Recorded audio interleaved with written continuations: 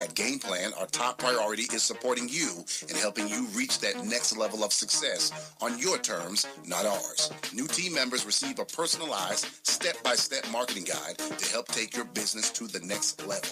Claim your copy today. Call Brian Cantrell at 404-889-6317. That's 404-889-6317. Offer is intended for licensed insurance professionals only. No word in the English language is less convincing than probably. Are you sure we should get matching tattoos on our first date? Sure. We'll probably stay together. Probably? It's been 23 minutes since I ate. I can probably swim. You should wait 30 minutes. Okay, now tell me what to do. Cannonball! Cramp! Oh, I have a cramp. I can probably hit the green from here. Probably. Can I get a mulligan? Ready to go? Hey, are you sure you're okay to drive? Yeah, I'm pretty sober. Yeah, I'm probably okay. Probably okay isn't okay, especially when it comes to drinking and driving. If you're drinking, call a cab, a car, or a friend. Buzzed driving is drunk driving. A message brought to you by NHTSA and the Ad Council. Uncle Dan? Mom? Dad? If you store your guns properly, so not just anyone can get to them. I'll feel safer when I'm playing outside. Safer when walking home. Safer when my friends come over. As your neighbor, I'll feel safer. As a school teacher, I'll feel safer. We'll all feel safer. Your family, friends, and neighbors are all counting on you. If you own a gun, you have a full-time responsibility. When you aren't using it, be sure it can't get into the hands of curious children, troubled teenagers, a thief, or anyone else who might misuse it. Remember, always, lock it up. For more information on firearm storage safety, visit ncpc.org. This message brought to you by the National Crime Prevention Council, the Bureau of Justice Assistance, and the Ad Council. Major key alert. Don't ever play yourself. The key is to make it, so make it. Learn the real major keys to getting to college at GetSchooled.com. Brought to you by Get Schooled and the Ad Council. Major key alert. Life is like school. You will be tested, so pass it. Learn the real major keys to getting to college at GetSchooled.com. Brought to you by Get Schooled and the Ad Council. If you're a single man under the age of 35, you'd probably like to know what the ladies are looking for on an online dating site. A guy who had a few drinks and later got pulled over for buzzed driving. See, that could cost you around $10,000 in fines, legal fees, and increased insurance rates. And doesn't a guy who's back living with his parents but calls them my roommates just scream Mr. Right? Buzzed, busted, and broke. Because buzz driving is drunk driving. A message from the National Highway Traffic Safety Administration and the app. Sensation Station Network. How that we have your attention. Knock them down. Real? Yeah, it was. Radio. Knock them down.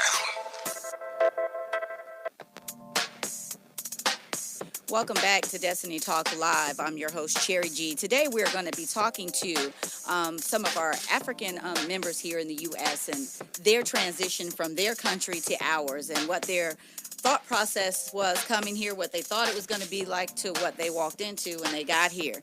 If you want to be a part of this conversation, please go ahead, type your comments in the comments section on Facebook, and we'll read it out loud and we'll talk about it. If you're listening to us on TuneIn Radio, you can text or call your comments in to 678-613-5857. I want to give a big shout out to Audric Owens, Jonathan Reed, Taisha, Leonard Good, Jay Wesley, and Brenna B. Thank you guys so much for tuning in. So we're going to start our segment off with talking about a man's worth. But before that, I want to introduce my guest to you. So I'm going to go start over here on my left. So go ahead and tell them who you are and give us a little bit about where you're from.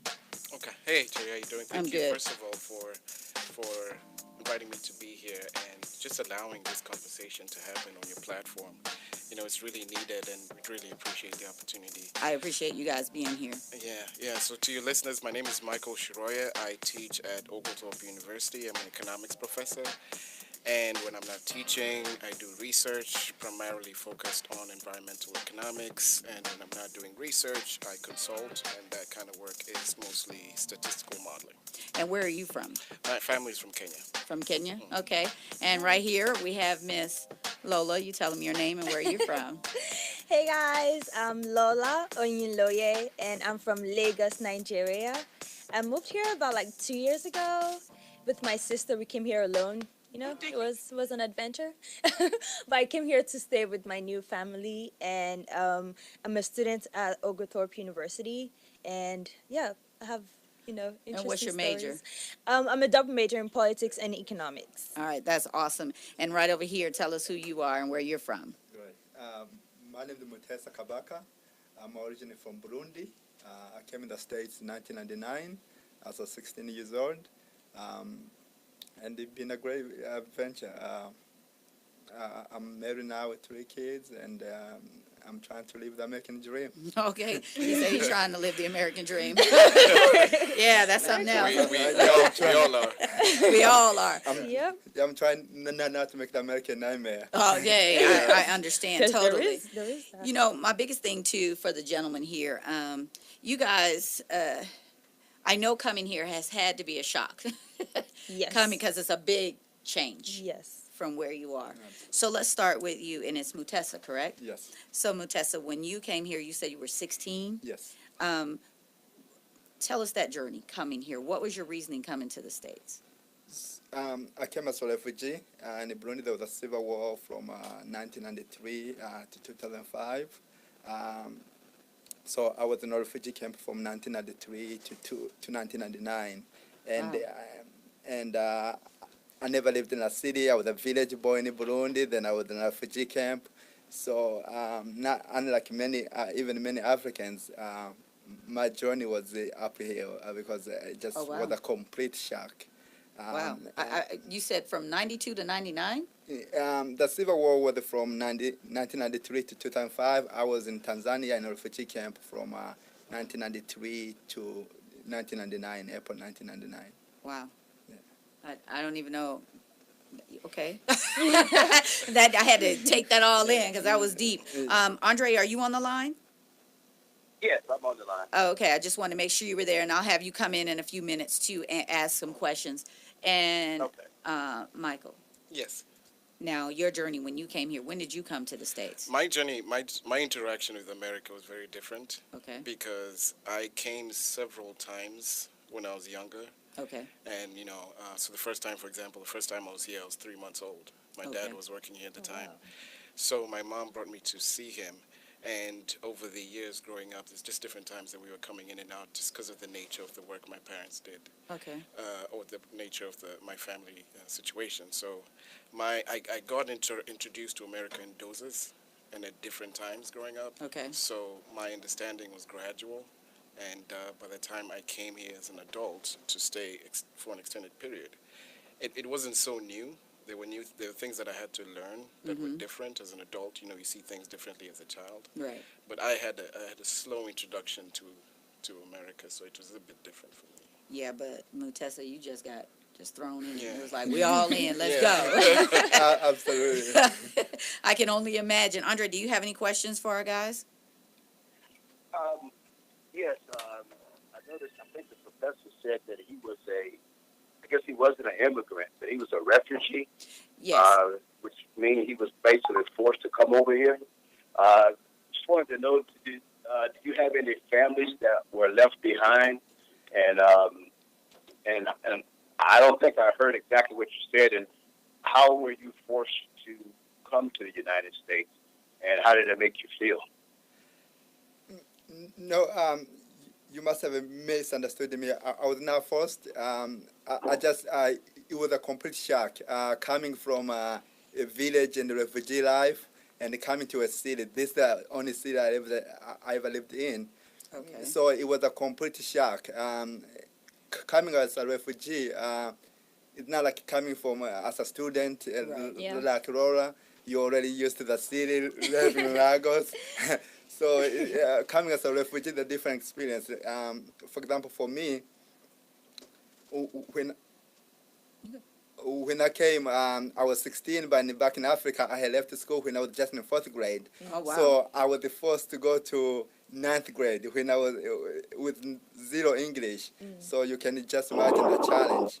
Oh, you know what? When we come back, I got more questions for you because that's just That whole journey just stressed me out just now. I ain't gonna lie. So I want to make sure that we all understand it. But you guys, I want to say thank you, Brian Alford, Jamie Jackson Harold, and Bonita Suzette for tuning in. You guys stay tuned. We got some more for you. You're listening to Destiny Talk Live.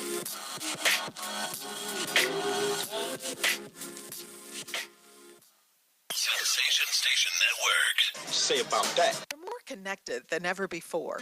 90% of America's students use some form of social media, but not all of it's used in a good way. Hurtful posts online are leading to social isolation for many. Psychologists say it's bullying in a brand new way. Well, Beyond Differences and I Keep Safe are looking to change that with ideas for students, their parents, and even teachers. Take the pledge to be kind online and learn more at wearekindonline.com. You use Tearless baby shampoo because it's gentle on your baby's eyes. You make sure his toys don't have any sharp edges. You always test the bath water to make sure it's not too hot. You taught her what to do when the smoke alarm goes off. You make sure she wears a helmet when she rides her bicycle. You put on his sunscreen, even when he's embarrassed his friends will see. You do so much to keep your child safe. But are you using the right car seat for your child?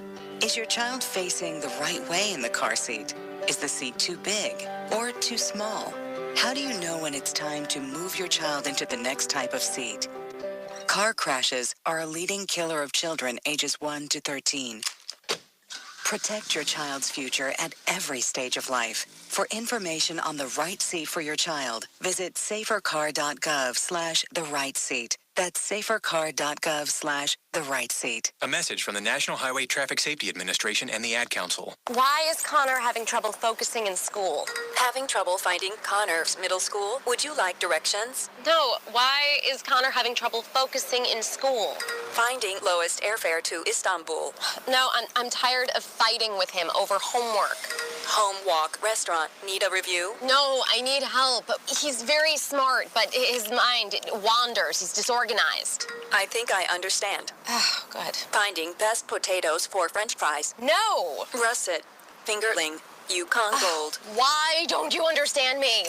Sorry, I was trying to show how Connor feels every day. Frustrating, isn't it? Redirecting to understood.org. For the 1 in 5 kids with learning and attention issues, this is what life can feel like. Explore understood.org, a free online resource about learning and attention issues, designed to help your child thrive in school and in life. Understood.org, because understanding is everything. Brought to you by understood.org and the Ad Council. Welcome back to Destiny Talk Live. If you guys are just joining us, we are talking to some of our African members here from Africa that moved to the U.S., and we want to try to understand where the breakdown is between our African brothers and sisters and our African American brothers and sisters. I have some great guests. I've got Micheal Shiroya. I'm going to call her Lola because I've tried her name about 1,000 times and I keep chopping it up. So she's Lola for me. And then Mutesa. Yeah. Okay, and if you guys are just joining us, they were talking about how they got here and why they're here. And if you want to be a part of the conversation, you can go ahead and type your comments in the comment section and we'll read it out loud and answer the question for you. If you're listening to us on TuneIn Radio and you want to be a part of the conversation, you can text or call to 678-613-5857. I want to give a big shout out to Tina Sykes-Mosley, Silas Griffin, Ronald Scarlett, and Deanna Cuervo. Thank you guys for tuning in. So Mutesa, back to you. You said there was a civil war or revolution or war? A civil war. A civil war going on in your country. So you went from Burundi to Tanzania? Yes. And you were in Tanzania at a refugee camp, and then you came here. Yes. So you said you finished, what grade was it? 4th? Yes. And then went right to the 9th? Yes. Okay, so explain that to me. So as a refugee, obviously you can be 16 years old in a 4th grade. Right. So what they do, they just dump you in the appropriate age group for you. Wow. Yeah. So when you say you had, is it that you only had a 4th grade education? Yes. Okay. All right. And then because of the civil war that was going on, your family fled for freedom. Yes. Now, I think what my co-host Andre was asking is, did you have to leave family behind? Oh, no. I was one of the fortunate ones. I came with all my family. My father was left behind because we could not locate him. But my siblings and my mom, we were able to come all together. Okay, so your mom and your siblings, but your father. Yeah, my father, he separated from us doing the immigration to Tanzania. Him, instead of going to Tanzania, he went to Uganda. Okay. And it was 15 years later when we learned that he died in a car accident. Oh, wow. Sorry to hear that. No, okay, it happens. Oh, but he said it just happens. But, you know, and I have to say that because we are exposed to a whole different train ride than what you guys are. And I know when you came here, and what were your thoughts about America waiting to get here? What did you think it was going to be, your journey was going to be here? So the consumption in Africa, the expectation is America like heaven. Oh. Yes. All these challenges we face, we are not told about over there. Just like heaven, everything is everything is great. Everything great. Was that? Well, you said you had the transition in, so you already knew it wasn't all roses. What? Right. I knew it wasn't. I knew it wasn't all roses. And then every time I would come, the communities that I would interact with was primarily the Black American community. So just listening to them, their experiences in America, it was clear to me growing up that it wasn't all roses. Yeah. So, Andre, do you have any other questions for Mutesa and Micheal?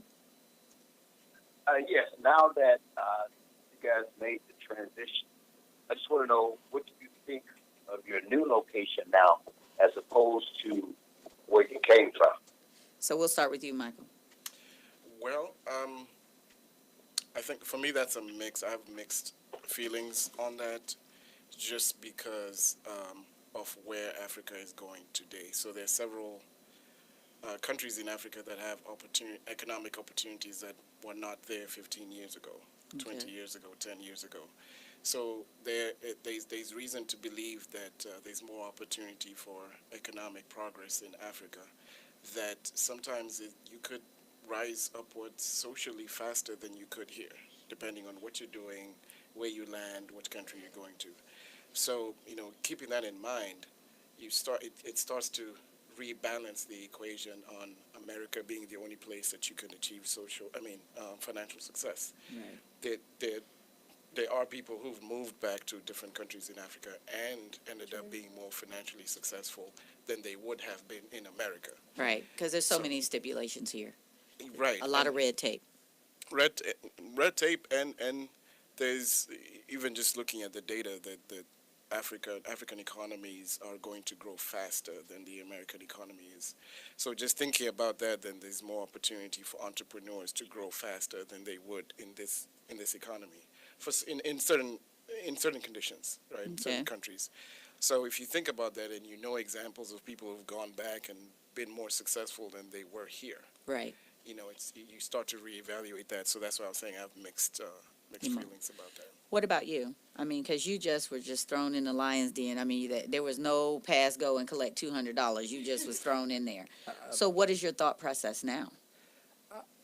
I'm glad it gave me a foundation. America gave me a foundation. Okay. By the time I was in 11th and 12th grade, I started knowing what was going on. Okay. Before that, I just used a great skill, and that was copying people. Okay. Yeah, but the 11th grade, I started knowing what was going on, and I was fortunate to end up graduating. And then America gave me the foundation that I needed at the start. But like you say, now that without little foundation, sometimes it will be more, it would be better even just going back to just, because the more entrepreneurial opportunity in Africa than in the U.S. So my question is, because there's a lot of misconception, and a lot of us will say, "Oh, they're from Africa. They can't speak English that well. They're not that smart." And I'm just putting it out there because people say that, Yeah. And I look at it because it's kind of weird to me that we can say that, and when some of us barely speak English properly. Okay. And then you guys speak more than one dialect. How many dialects do you speak? Not many, just two. Oh, not many, just two. How many do you speak? Same as him. And Lola? I speak one plus English. That's two. Okay, so two. So, but the thing is, to me, as I'm learning more, and I've had the opportunity to visit Africa. I've been to Kenya and I've been to Ethiopia, and it was a You need to big. come to Nigeria. I'm gonna try. I'm trying to get there. I was trying to get there to Black Enterprise. You know, I kept wanting everybody to be from Nigeria. So, but I I did. I don't know. I learned a whole lot on my visit there, even down to the fact that the colors you wear, the clothes you wear, your hairstyle, everything means something. And I didn't know that. So we'll talk a little bit more about that. You guys stay tuned, because when we come back, I'm going to get them to dive a little bit deeper on what their thoughts are about Black Americans. You're listening to Destiny Talk Live. My savings are gone. Okay, where were they last? Here, right before I spent them on the vacation to Aruba. Weird. Not weird. Not saving now means no money later. For free ways to save, go to feedthepig.org. This message brought to you by the American Institute of CPAs and the Ad Council. You use Tearless baby shampoo because it's gentle on your baby's eyes. You make sure his toys don't have any sharp edges. You always test the bathwater to make sure it's not too hot. You taught her what to do when the smoke alarm goes off. You make sure she wears a helmet when she rides her bicycle. You put on his sunscreen, even when he's embarrassed his friends will see. You do so much to keep your child safe. But are you using the right car seat for your child? Is your child facing the right way in the car seat? Is the seat too big or too small? How do you know when it's time to move your child into the next type of seat? Car crashes are a leading killer of children ages 1 to 13. Protect your child's future at every stage of life. For information on the right seat for your child, visit safercar.gov/the-right-seat. That's safercar.gov/the-right-seat. A message from the National Highway Traffic Safety Administration and the Ad Council. Why is Connor having trouble focusing in school? Having trouble finding Connor's middle school? Would you like directions? No, why is Connor having trouble focusing in school? Finding lowest airfare to Istanbul. No, I'm tired of fighting with him over homework. Home walk restaurant. Need a review? No, I need help. He's very smart, but his mind wanders. He's disorganized. I think I understand. Oh, good. Finding best potatoes for French fries. No! Russet. Fingerling. Yukon Gold. Why don't you understand me? Sorry, I was trying to show how Connor feels every day. Frustrating, isn't it? Redirecting to understood.org. For the 1 in 5 kids with learning and attention issues, this is what life can feel like. Explore understood.org, a free online resource about learning and attention issues, designed to help your child thrive in school and in life. Understood.org, because understanding is everything. Brought to you by understood.org and the Ad Council.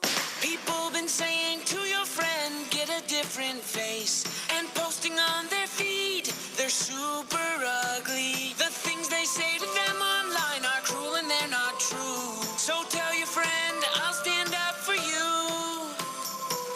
Don't worry, I know what to do. Know someone being bullied online? You can be a witness and make a difference by letting the world know it isn't cool and by letting your friend know you care. Learn more at eyewitnessbullying.org. Brought to you by the Ad Council. If you're looking for that ratchet, you're in the wrong place. It's the nation's urban internet station, Sensation Station Network.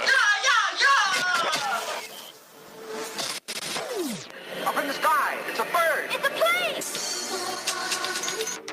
Welcome back to Destiny Talk Live. If you're just joining us, my guests are from Africa, and they're here in the U.S., and they're talking about their transition from Africa to America and what their reception has been within the Black community and in America as a whole. If you are joining us and you want to be a part of the conversation and you have questions you want to ask, please go ahead, type your comments in the comments section. We'll read them out loud on the air and then we'll discuss it. If you're listening to us on TuneIn Radio and you want to be a part of the conversation, you can call or text at 678-613-5857. I want to give a big shout out to Anthony Rodriguez and Vero G. Thank you so much for tuning in.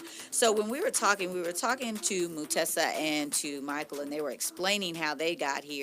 So Micheal was gradually involved with coming to the U.S., so he didn't have the culture shock that Mutesa did. Mutesa went from Tanzania to straight to the U.S. from a refugee camp in high school and was like straight no chaser. Now we have Lola here. Lola is here 2 years, you said, right? Yes. Oh, almost 3 years. Almost 3 years? Yeah. Okay, about 2 now, years and some months. now you said you came here with your sister and you left your family behind. Okay, so it's kind of complicated because my dad has always lived here. So and after my mom died, I lived with my auntie and my grandma. So when we settled things, and then it was time for me to come here. I already finished school, high school there. So we just thought, why not? Why don't you just come and meet your dad and start university from here? So we moved here together to meet my dad and my stepmom and my stepsister. So it's been fun. It was an adventure because we came alone, but it was good. Wow. So you coming here, you were just meeting your dad. I had met him before, but then I wasn't seeing him every day, so I didn't have that strong relationship with him. Right. But moving here gave me the opportunity to know him better and have a good relationship with him and my new family. So that's what you meant by your new family. Yes. And no, I appreciate that because that in itself had to be kind of difficult. Yes. To come over. Now let me ask all of you guys this: are you taught English over there or no? Yes, I've spoken English all my life. Okay. So are you taught from where you're from English? I mean, English is a national language together with other African languages in a lot of African countries. I didn't. You didn't? Okay, so what was the difference? Is it because of where you lived, the different cities? Burundi is mostly a francophone country. Okay. Meaning we speak French over there as the national language. And Okay. plus I was a village boy. They are more city people. He said they're more city. A lot of it is it depended what you were colonized. Yes. Okay. Definitely. So. All right. We were colonized by the British. So Okay. even sometimes when I say some things, people are like, "Oh, why do you sound British?" I'm like, "No, I sound very Nigerian. I've only been to London for 2 weeks." So yeah, I get that a lot. Okay, so Andre, do you have any questions for Lola? Yes, I remember her name, Lola. I'm not going to try to pronounce my other African brother's name, but is there a great support system here to help your brothers and sisters, African brothers and sisters, to transition from Africa to the United States? Did I get a No. Do you think there's assistance for everyone that transition in? Is that what you're asking, Andre? Yeah. For example, we have people that came from Puerto Rico because of the storm, and we set up support systems to help them with the language, to help them with school, to help them get homes, just to help them transition a smooth transition into the United States. Is there the same thing set up for our African brothers and sisters? It's kind of like a yes and no. Because for me it was kind of easy because I had my dad, I had my new family, so it was easy for me. And we also have the African community is really strong. So if you go to because I go to a church that is most of the people in my church are from Nigeria, so that really helped me. But I can't speak for everyone. I don't know about the opportunity. Sometimes it was kind of hard for me to transition. Even with my family. So I cannot speak for everyone. I don't think it is as strong as it should be. But then because we have most people from Africa are really religious, so usually you have a church who is going to help you because you get to meet people. And because, you see Africans almost everywhere, especially here. So you have, you see, I met a Nigerian in class who, literally, she was the person who literally helped me when I got here. So, yeah, it's not as strong as it should be, but at the same time, because we are kind of everywhere, you eventually get someone to help you through. Okay, so let me ask that question to you, Mutesa. Did you find a community here that could help you transition in easier, or was it not easy? The Burundi community is very small already, and back in 1999 it was non-existent. Okay. The Refugees Resettlement Agency would somehow, they did not even access like they were supposed to. Okay. But there were people who came 6 months before us, and they did their best to help us. And right now, the networks for assisting refugees, both Africans and other nationalities, are much stronger. It still can use improvement, like RISA. You got like four refugee agencies like in Atlanta. People can volunteer to help refugees. IRC, and a few other I'm forgetting, but they do a great job in assimilating refugees in the society, help them find employment. Others. Oh yeah, I also like to add that even when there are like agencies to help, because I volunteer with New American Pathways and they help refugees, and I don't think the government is really, especially with the government we have now, I don't think the government is giving them that much support. So I don't think they have enough funding for them to even help the people. And that's where we have to come in as Americans. And my biggest question is, because Lola, you and I had a conversation in class, and before I move forward, I want to give a shout out to Zelda Madison and Lauren Shung. Thank you guys for tuning in. What was your interaction with Black American women? Oh my God. Ooh. I love African American women. We are kind of similar. I think the only issue, we're very similar with the issues that we face, very, very similar. And but the only issue I have is, I don't want to say ignorance, but it's something that I've noticed throughout Americans, and especially in the Black community, is, I don't want to say ignorance, but like, I don't know how to put this, but some of the questions, the stunning questions I've received are from Black Americans. And I'm like, wait, haven't you meant to know this? But like, I don't expect you to know this, because I mean, in the schools, they don't teach you. They won't teach you, because I've been in the school before and I'm listening to a teacher and I'm like, excuse me, like, do you understand that I'm in class and I'm African? Like, what are you saying? But that's the only main issue I have. Like, they ask me some stuff like, oh, so when do you start speaking English? Or like, so do you have like this, do you have skyscrapers in your country? Like, some questions, and I'm like, you guys need to do your research. Well, and that's the ignorance, because we don't do our research, and we do what we're shown on TV is bush country. We're shown that you're all over there starving, that nobody's educated, nobody's going to school, you're all fighting. That's what we're shown. So I understand the ignorance part, but you're right. We're old enough now that we have to research and learn and understand what is coming in. You guys, we're having a great conversation with Lola, Micheal, and Mutesa. We're going to get deeper into their transition into the U.S. and their interaction with Black America, and how can we bridge the gap. Stay tuned.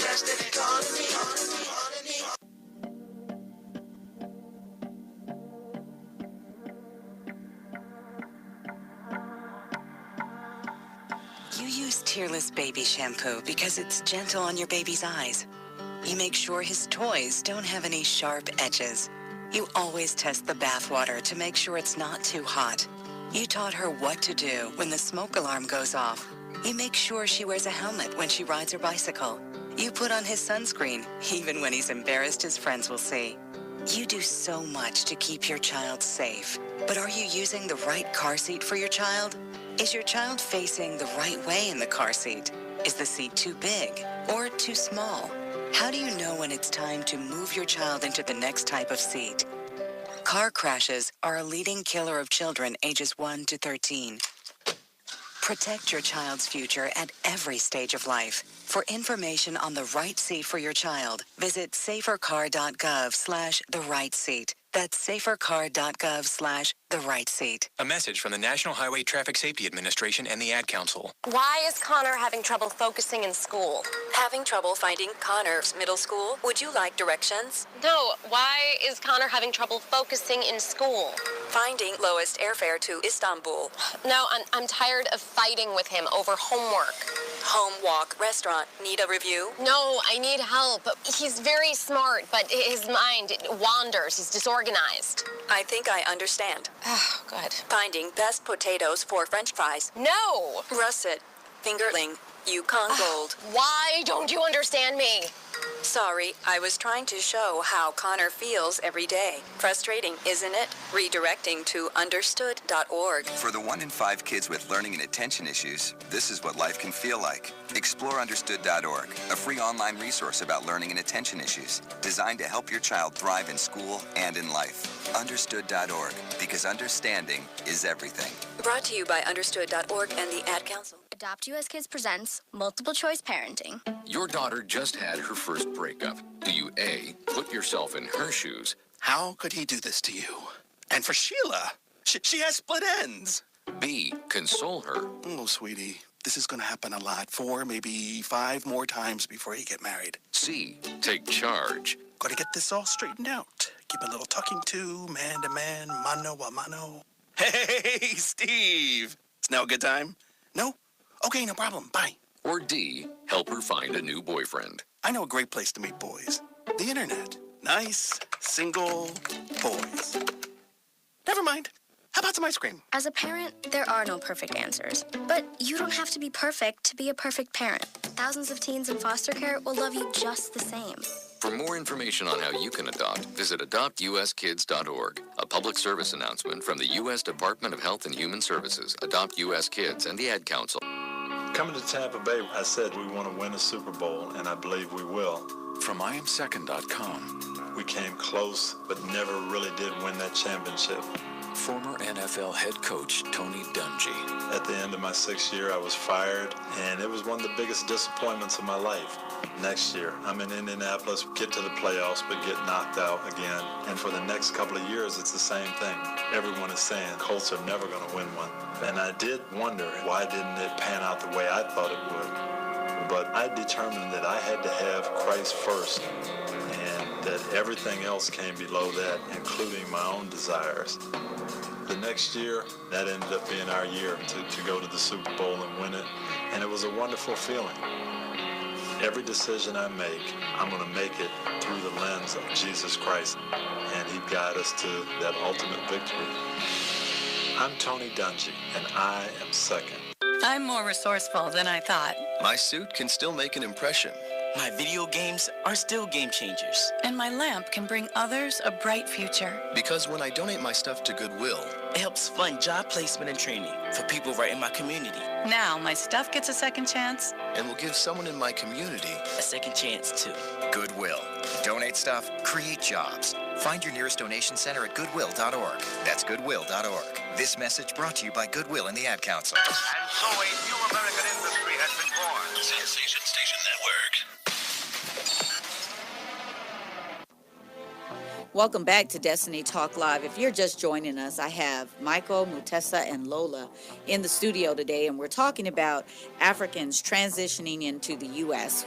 Africans from our motherland to the Black Americans. How do we interact? Now, we had some great chatter off air, and I want to bring those conversations back on air. But if you are listening to us on Facebook and you want to be a part of the conversation or you have a question, please go ahead, type your comment in the comment section. We'll read it out loud on air, and then we'll discuss it. If you're listening to us on TuneIn Radio and you want to be a part of the conversation, you can text or call to 678-613-5857. Andre, I know that you could hear some of the chatter that we had off air. My question to you before I bring that conversation up, I'm going to have them talk about it a little bit, but is there anything that you want to ask Lola or Mutesa or Micheal on anything that they said before the break? No, I don't, because I didn't hear a word they were saying. Okay. I can hear, but I can't understand. Okay, all right. So I'll bring you back up to speed. So, Micheal, we were talking off of the air, and you were talking about how it was confusing to you that the questions that Black Americans would ask you guys when you come here, and you couldn't understand why we didn't know the answers to that. Can you bring that conversation back up for me? So you're telling me that when you're over there, you guys are taught Black American history, right? Yes. I mean, generally speaking, it's just where that confusion is coming from, is that generally speaking, so if America is the first world nation, right, most powerful country in the world, has access to all these resources, information shouldn't be a problem.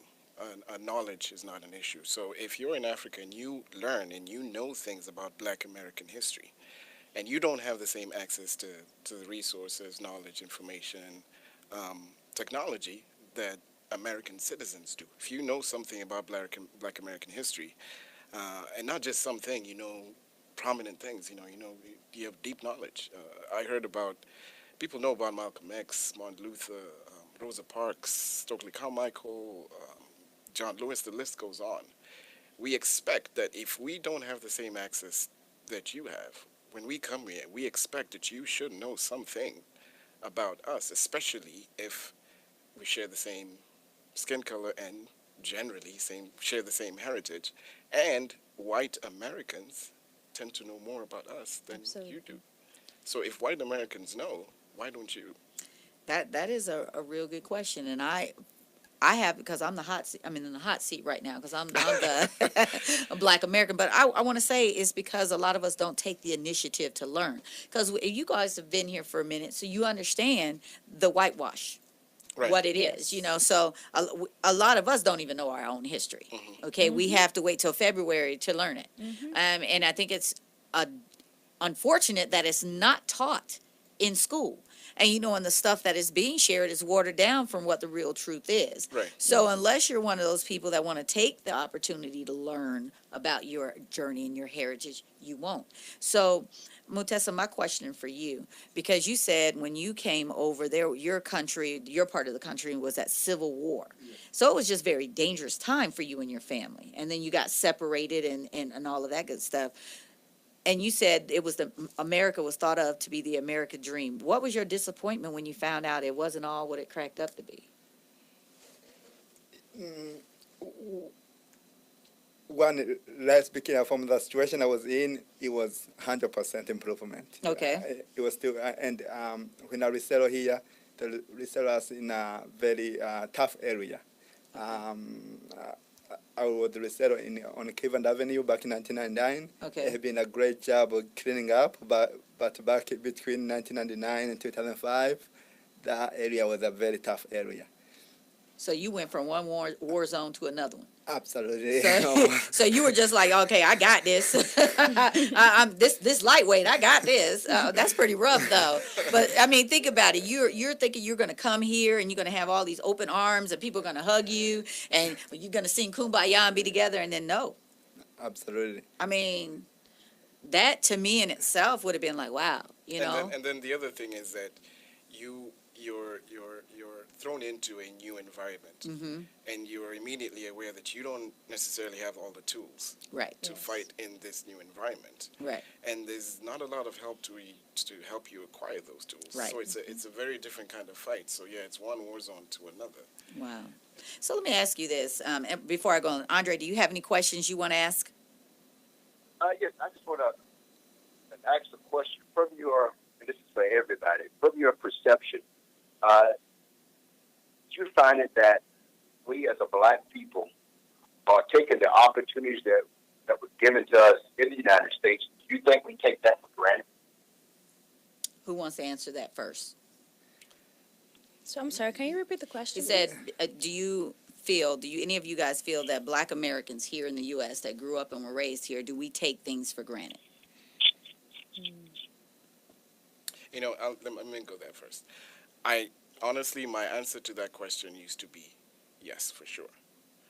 Because of what I have seen and what I've seen people do with the little they have. And being here and seeing people come and take advantage of certain opportunities that are here. Right. A lot of African immigrants say, especially the ones who come here as adults, say, if I came here when I was 10, if I came here when I was 12, and I had the same access, I would have gone further. So my answer used to be yes. But then I got to a point where I asked myself, if I was facing, I am able to say that because I don't have, I don't necessarily face the same institutional response to prejudice, slavery, racism. If I came from a heritage that was like that, I don't know if I would have been able to interact with America and take advantage of its resources the way I am saying as an outsider coming in. So my answer used to be yes, but I can't say that if I had a heritage of slavery, I can't say that I would be as Right. And see, and I'm glad you brought that up, what you said, the heritage of slavery, because it's a misconception that slavery is gone. Slavery ain't went It's nowhere, not. y'all. I mean, there's still places in Africa where they are still selling our brothers and our sisters into slavery. Absolutely. And is here, we talk about it with human trafficking and so forth. But the thing is, our ignorance as to what we can do about making it better, not just for our Africans that are coming over, but for the Black Americans that are here. Right. How can we come together as a united front and combat some of these issues that we're facing? That's what we need to talk about. So listen and stay tuned, guys, because I'm going to come back in. We're going to have some more stuff that I want them to reveal to us about what they feel about Black Americans.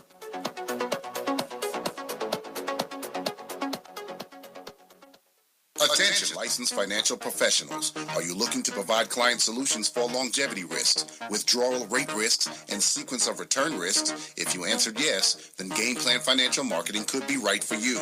We help financial professionals at every level of production by providing mentoring, sales training, and marketing support to help you grow your business. At Game Plan, our top priority is supporting you and helping you reach that next level of success on your terms, not ours. New team members receive a personalized step-by-step marketing guide to help take your business to the next level. Claim your copy today. Call Brian Cantrell at 404-889-6317. That's 404-889-6317. Offer is intended for licensed insurance professionals only. 1 in 7 Americans will struggle with addiction during their lifetime. Want to know how you can help? Go to heretolisten.com for tips and tools to help turn addiction around. A public service announcement brought to you by the Ad Council. Welcome back to Destiny Talk Live. This is the part of the show where we talk and give encouraging words to people who are out there that are going through some challenging times, and we get requests for prayer. But I want to just take this moment, just to say that I feel for everyone out there that is running into some type of adversity, who have lost loved ones, who are facing things that are just unheard of.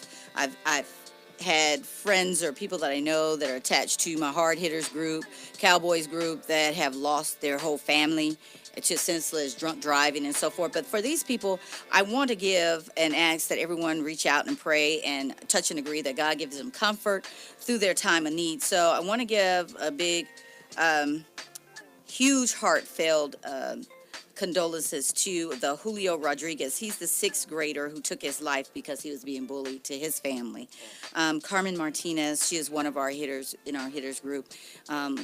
Her family was in a car accident and only one person survived. Oh my God. Dallas, Chris Smith, Chiquita Ferro Andrade, Carly Kylis, and then one of our stars status family members passed away yesterday of a heart attack, I believe, and his name was Irvin Rowe. Pray for that group. Willie Wyona Lowry Jr., who was another young man that was taken at the hands of the cops. Shiley Tilson, he was walking to his sister's house in Rockdale County and was arrested. His family never got to see him, didn't even know, and then the next thing they were told, he was dead.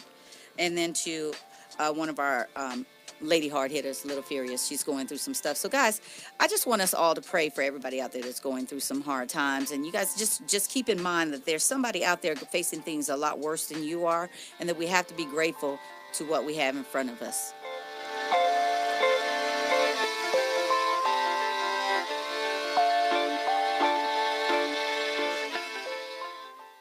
We're more connected than ever before. 90% of America's students use some form of social media, but not all of it's used in a good way. Hurtful posts online are leading to social isolation for many. Psychologists say it's bullying in a brand new way.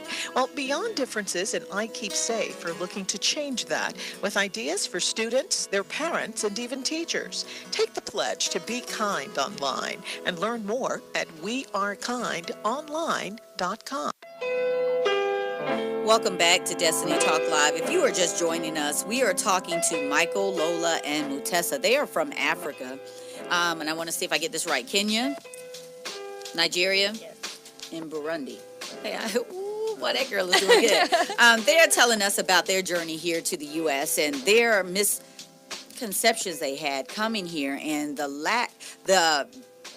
their understanding of the lack of our understanding of who they are and where they're from, and us not knowing our history. And they have had some great conversation with us. And Lola, I'm going to ask you a question because we started on it, but we backed off of it. So when you meet African women, now I'm going to tell you, Lola and I first met Lola because I'm a student at Oglethorpe also, and she was in my Black Feminist Thought class, and she said something that just totally made me feel good that day because we were talking about the different shades of women's color. Yes. And where, Black Americans, we go through light skin better, dark skin better, and we don't identify with our race because we'll say I'm mocha, I'm light brown, I'm light skin, I'm caramel. We Black, y'all. Cut it out. There is no such thing. But Lola said something in class that day. She said, I don't know what they're talking about. I'm beautiful.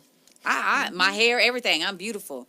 And we as Black women here in America, we struggle with sometimes our natural texture of our hair and then our skin color. And every African woman that I have met are looking at me like crazy, like, nah, girl, I'm beautiful. Yeah.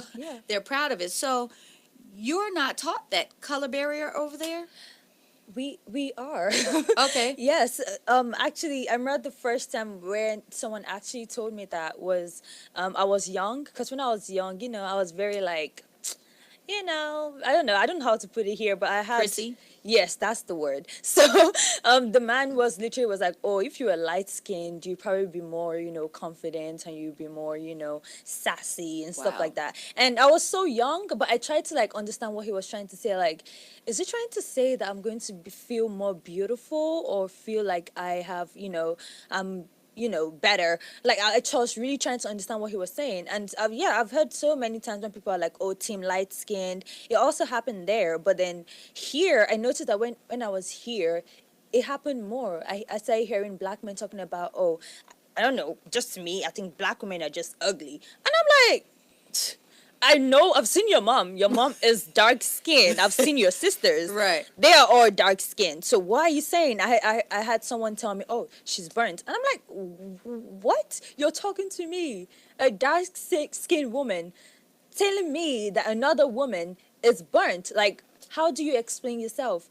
So I think it's something that Black women, we go through all the time. And honestly, this year, I would say that it's like being dark skinned now is trending because I think the whole view is changing because people are having this conversation more. It needs to change. It is changing. That's crazy because at me, I have daughters. My daughters are darker skinned than I am, and I get people ask me all the time, "Are they really my kids?" And I have to catch myself because I'm like, "What? Did you just roll up on me and ask me some nonsense like that?" Even me, I'm like, I'm the only dark skin in my family because the rest of my sisters are light skinned. My dad is light skinned. Everyone in my house is light skinned. It's just me. I'm dark skinned. So I think we need to work on this color barrier. Andre, do you have a question for Lola?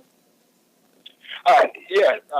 Did you find that some of the African sisters use bleach to try to make themselves lighter as opposed to being darker? Yes. Wow. Yes, that is very common. I think it's something that is changing now.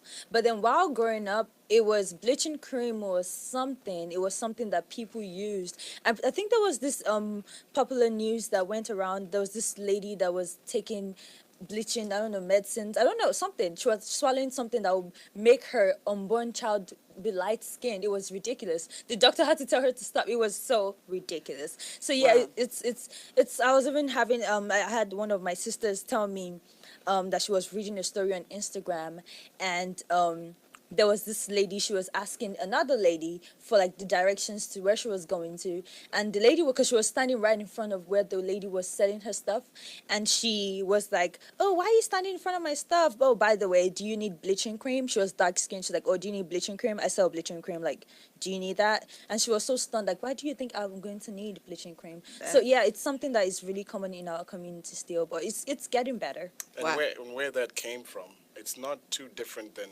where the source of that here. Right. Because you have to remember African countries were colonized. Right. Yes. And the colonizers had to use strategies to make themselves perceived to be superior. Yeah. So they would then talk about their features and say how their features are superior to wow. the features. It just blows my mind to hear that because, like when I went to Kenya, I got to visit Kenya, I was just blown away because the people there were just beautiful. The skin was gorgeous. And I'm like, man, can I peel that off and put it on me?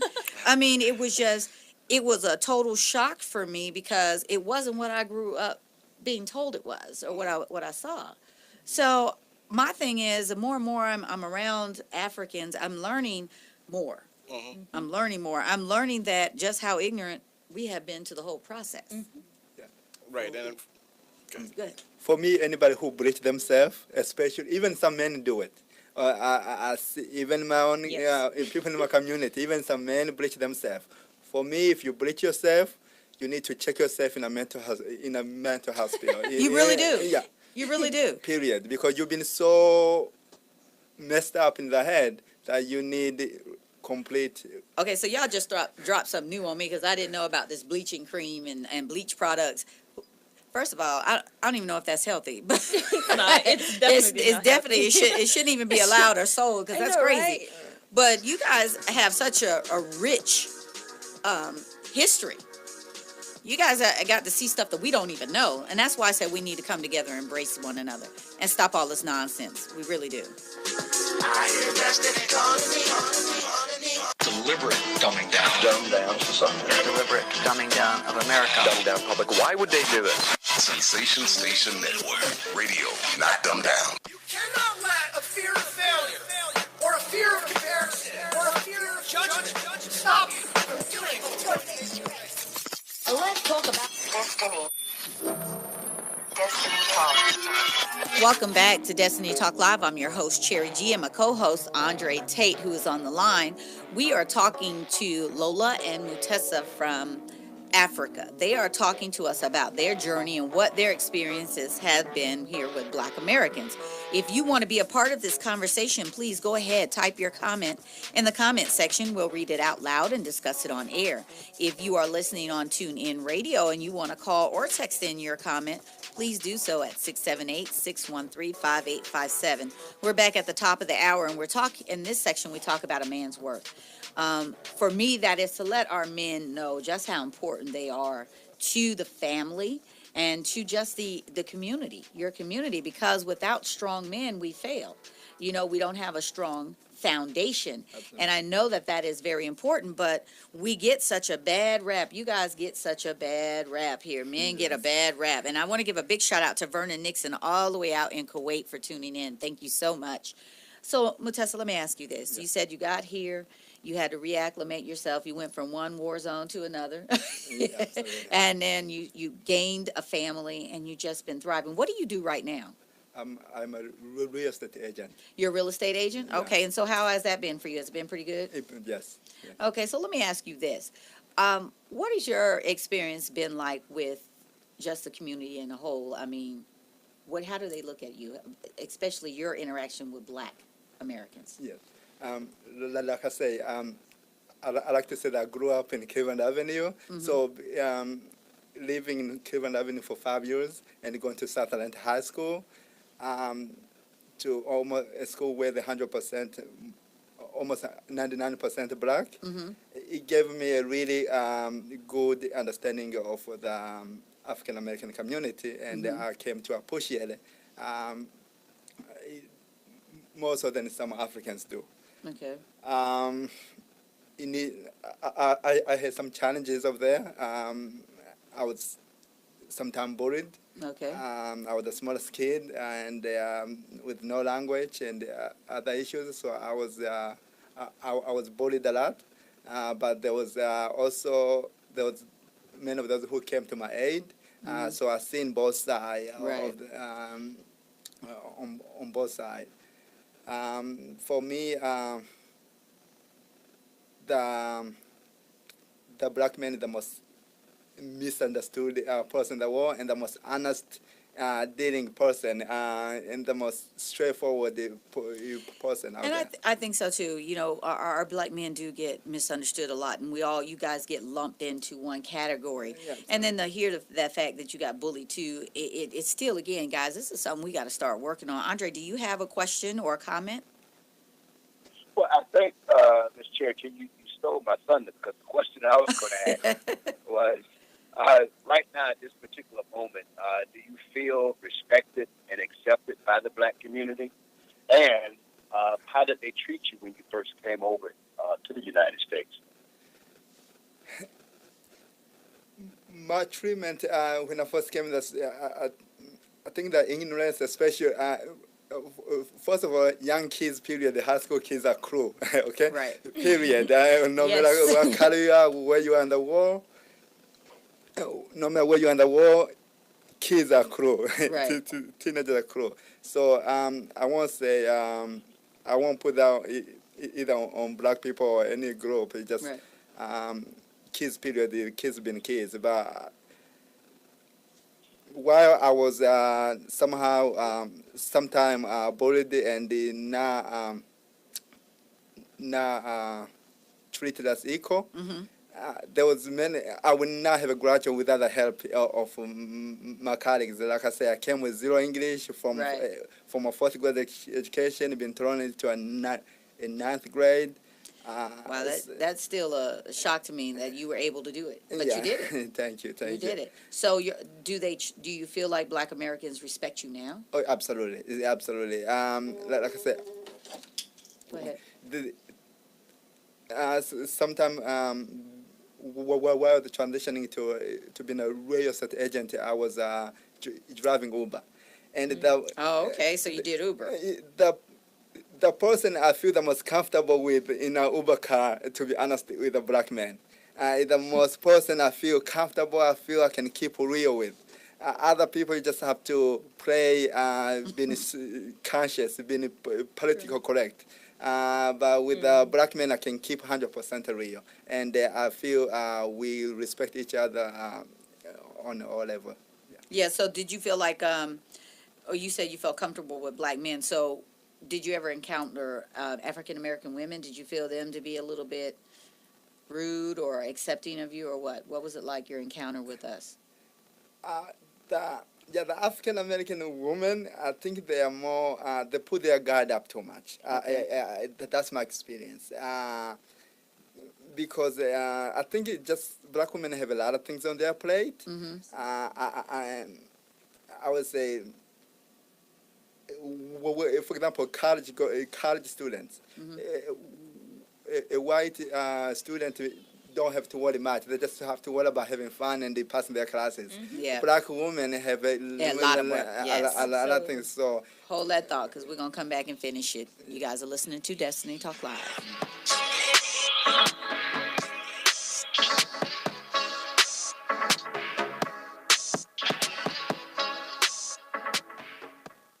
Hey, this is John Legend. Hey, what's happening, Master King speaking. This is Jeremiah. Can you dig it? Can you dig it? Gotta be. Sensation Station Network.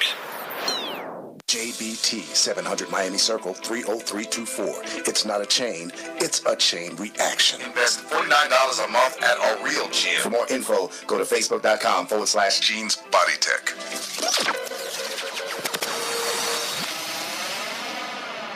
Attention, licensed financial professionals. Are you looking to provide client solutions for longevity risks, withdrawal rate risks, and sequence of return risks? If you answered yes, then Game Plan Financial Marketing could be right for you. We help financial professionals at every level of production by providing mentoring, sales training, and marketing support to help you grow your business. At Game Plan, our top priority is supporting you and helping you reach that next level of success on your terms, not ours. New team members receive a personalized step-by-step marketing guide to help take your business to the next level. Claim your copy today. Call Brian Cantrell at 404-889-6317. That's 404-889-6317. Offer is intended for licensed insurance professionals only. Tweens have mastered the art of tuning out. Jen, there's a spider in the car. We're turning your room into a home gym. See? Nothing. But some messages need to get through. Like making sure they're buckled up the whole ride, every time. Do whatever it takes to make your child listen. Jen, I friended your boyfriend. Wait, what? Buckle up, sweetie. Never give up until they buckle up. Learn more at safercar.gov/kidsbuckleup. A message from the National Highway Traffic Safety Administration and the Ad Council.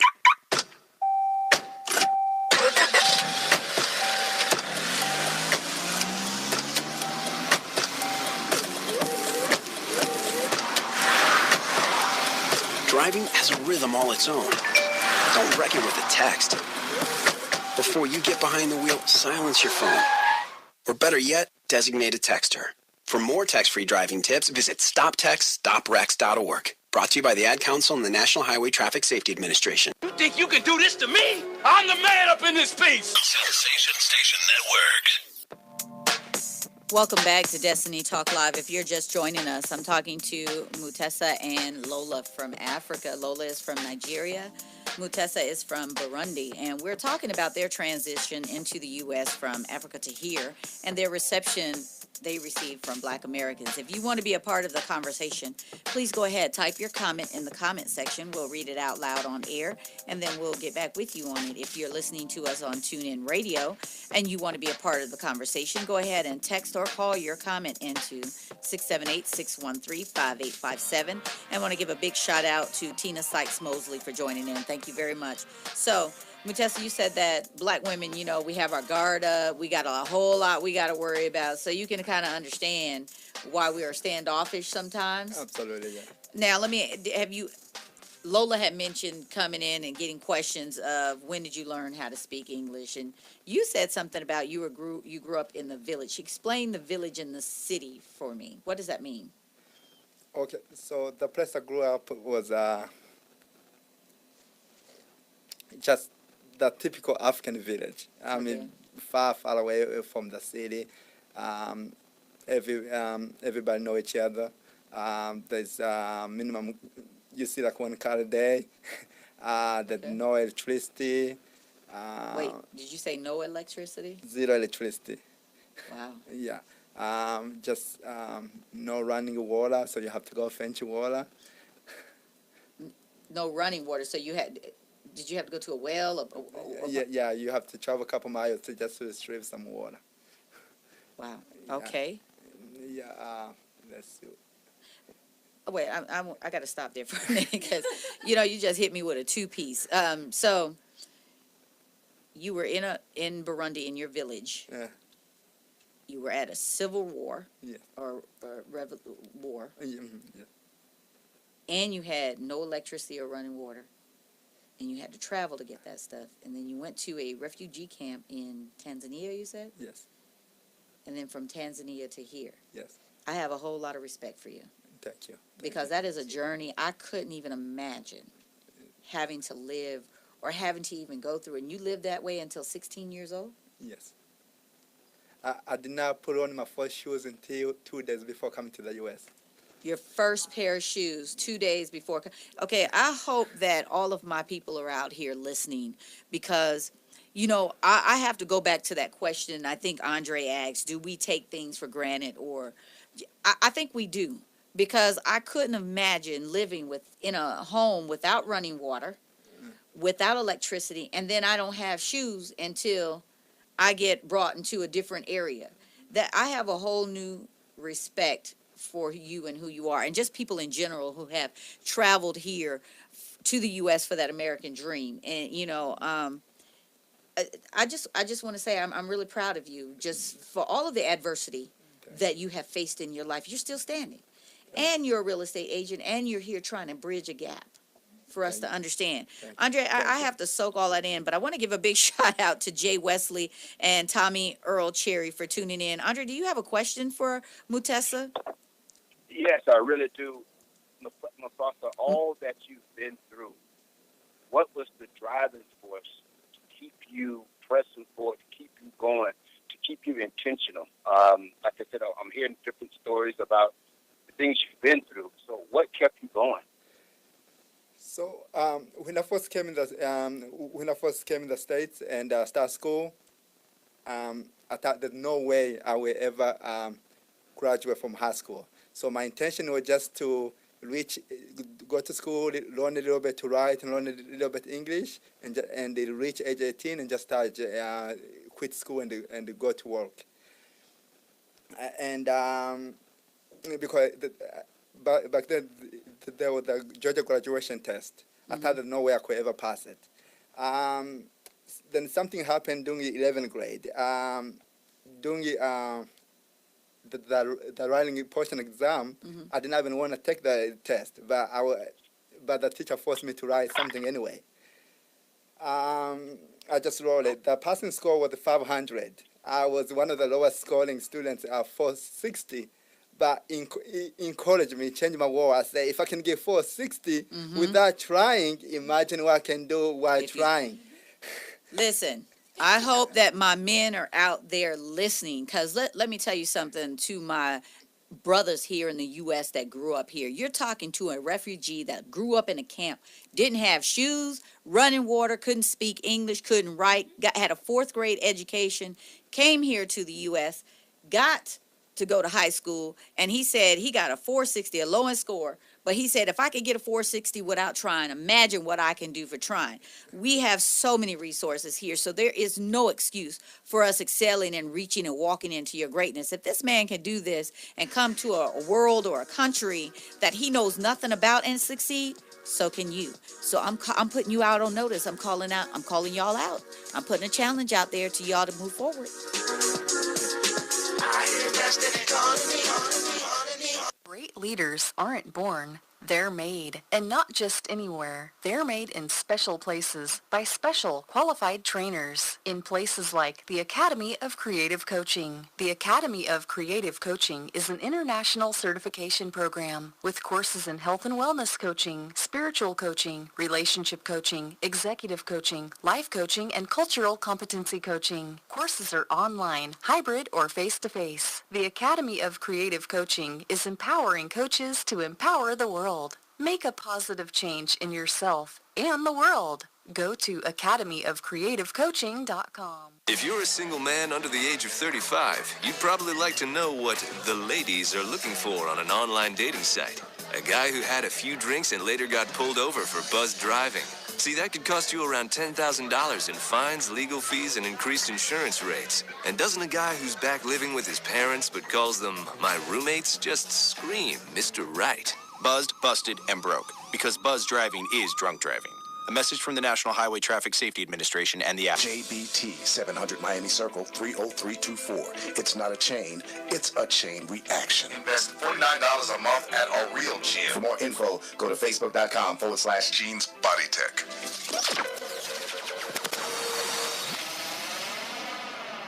Attention, licensed financial professionals. Are you looking to provide client solutions for longevity risks, withdrawal rate risks, and sequence of return risks? If you answered yes, then Game Plan Financial Marketing could be right for you.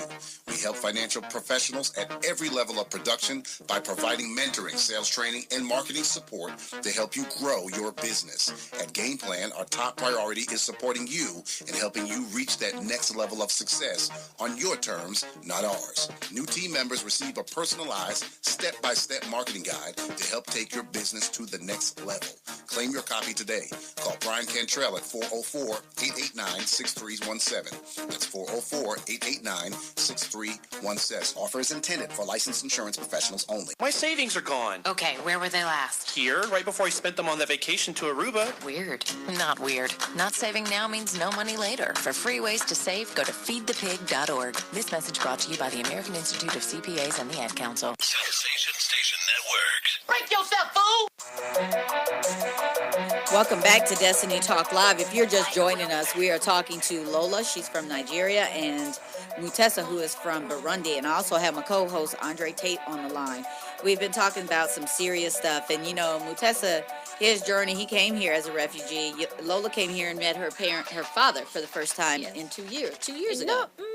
Well, I mean, to really know. Yes, to have a good relationship. So we were talking off of the air, and I want Mutesa to repeat what he said off the air about the accomplishments. He said, you know, he's been through some stuff, but you said you respect the accomplishment of the Black Americans now. Can you repeat that for me? Absolutely. I know I came a long way, and I had a lot of challenges in my life, but the African American, the challenges they had and what they have to become, it can't even compare. I mean, just 50 years of semi-economic integration. You see what the things Black people have done, the stuff African American have able to achieve, even with all the society. I'm sorry, I'm not very good at talking. It's okay.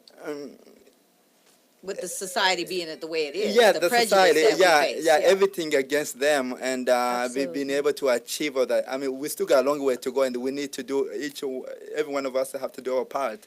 But it's just remarkable what the African American person have able to done as a community, what the African American people have been able to achieve. And I appreciate that, and I thank you for saying that. But we can't minimize the things that go on. You were telling me, Lola, about the bleaching of the skin, people talking about the hair. Let me ask you, what are some of the challenges you came here and things that have come? You said you've been asked dumb questions. Yes. So give us an example of what you mean by that.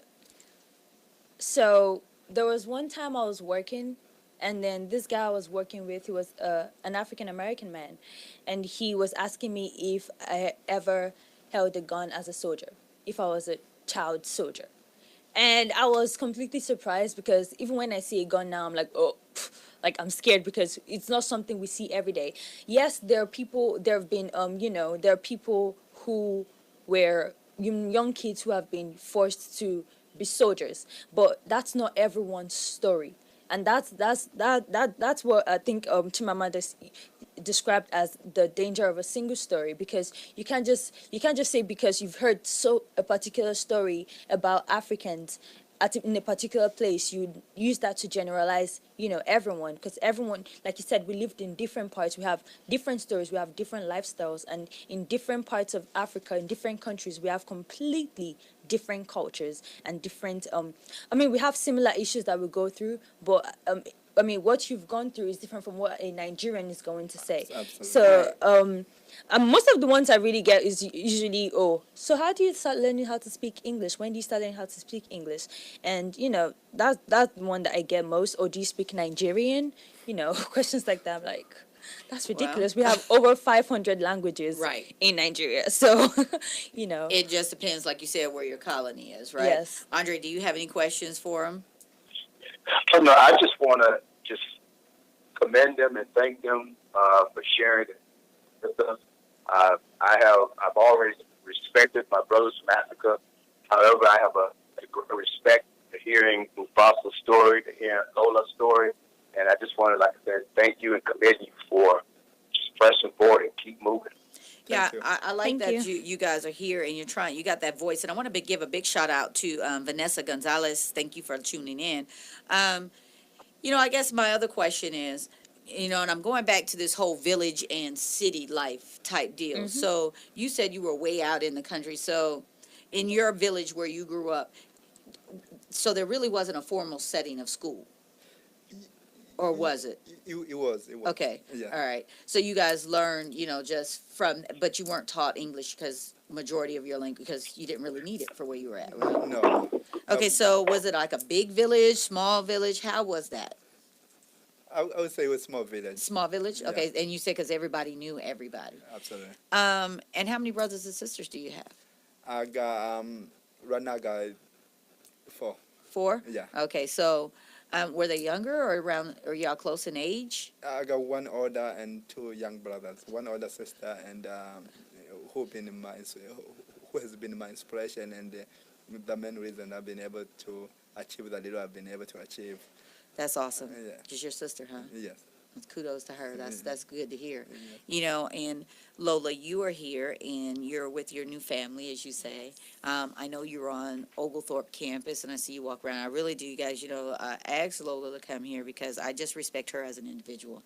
She's young, but she's very. I don't want to even minimize it, but you're very mature in your thought process and what you think. And I like the positive message that you put out there. And I like the fact that you refuse to dumb down who you are to fit in anywhere. And I like the fact that you didn't dumb down yourself either. You knew, hey, these are my challenges, but I'm going for it. I'm going to make it happen. And you said, I made a 460, I wasn't trying. Let's go. And I think a lot of times with us here in the U.S., because we don't know much about our African brothers and sisters that are coming over. We don't know what your lifestyle is over there. Mhm. You know, we kind of face it here in different things with our projects. It's not as severe as not having shoes or whatever, but we have a project. We have people that run into adversity, but we learn how to deal with it. And I appreciate you guys talking and sharing those moments.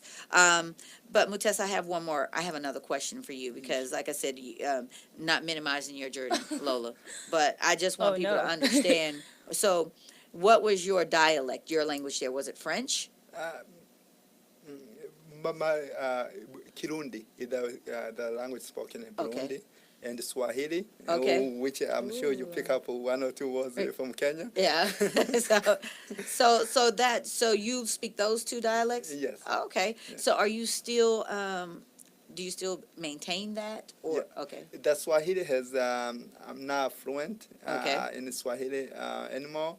And the Kirundi, of course, is my native tongue, so I'm still fluent. Okay, that's great. So do you, is your wife American or is she African? She's African. Okay, so she's from your town? Okay, when we come back, we'll ask her more questions on that. You guys, we're listening to Lola and Mutesa, and there have been some great guests telling us about our motherland. So stay tuned. We'll be back with you.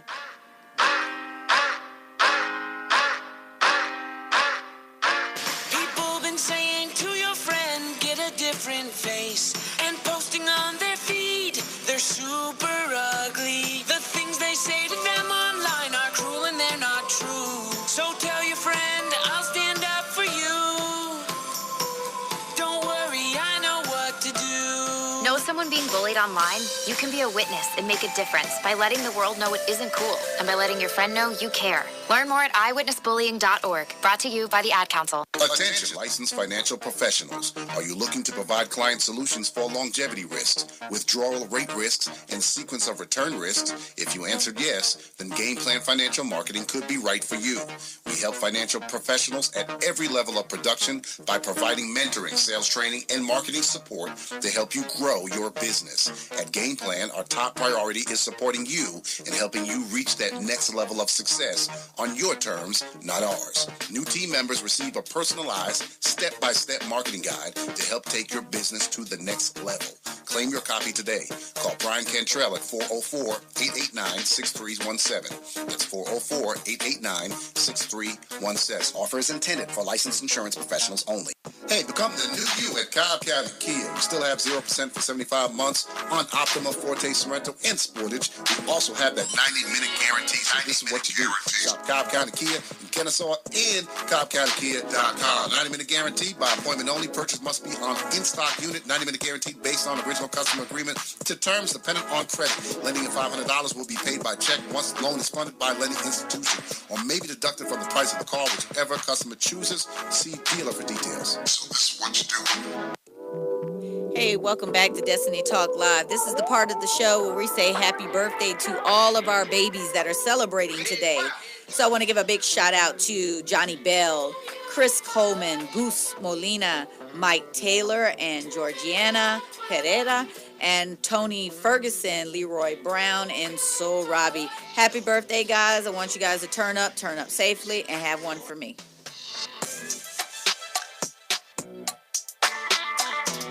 Great leaders aren't born, they're made. And not just anywhere. They're made in special places by special qualified trainers in places like the Academy of Creative Coaching. The Academy of Creative Coaching is an international certification program with courses in health and wellness coaching, spiritual coaching, relationship coaching, executive coaching, life coaching, and cultural competency coaching. Courses are online, hybrid, or face-to-face. The Academy of Creative Coaching is empowering coaches to empower the world. Make a positive change in yourself and the world. Go to academyofcreativecoaching.com. No word in the English language is less convincing than probably. Are you sure we should get matching tattoos on our first date? Sure. We'll probably stay together. Probably? It's been 23 minutes since I ate. I can probably swim. You should wait 30 minutes. Okay, now tell me what to do. Cannonball!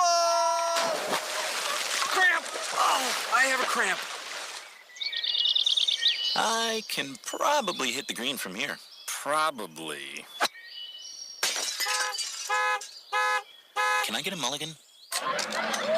Ready to go? Hey, are you sure you're okay to drive? Yeah, I'm pretty sober.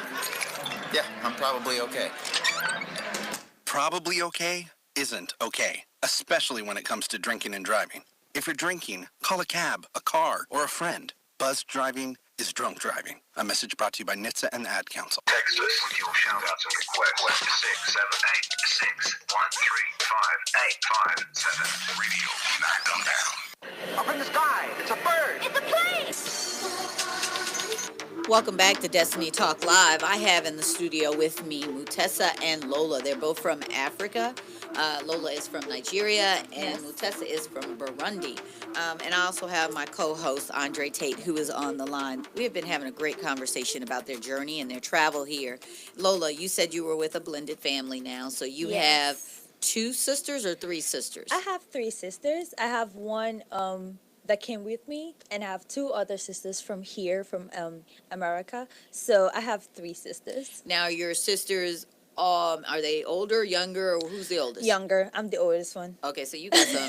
you got to set some standards, right? Exactly. You gotta, okay. Exactly. So are they? What are their ages? So the sister right after me, she is 17. She's going to turn 18 very soon. I'm scared. The other one, she's 9, and the other one is 13. Okay, so you have We're growing really fast. Yeah, they're growing really fast. So you have some. I heard you say that you have to make sure you do things right. Yes, I'm. You know, it's already hard being a woman in this world. It's already hard being a woman, and me having 3 other sisters, growing up with a single mom, I know the struggle. I know the struggle. So I cannot afford to slack. I cannot afford to not set standards for my sister and make them understand that the world is not going to tell you you can do everything because you're a woman. There are limitations, but just know that you can do everything and do not give up regardless of where you go. Make sure you take the space and have that mindset that you can be the best you can be regardless of your gender.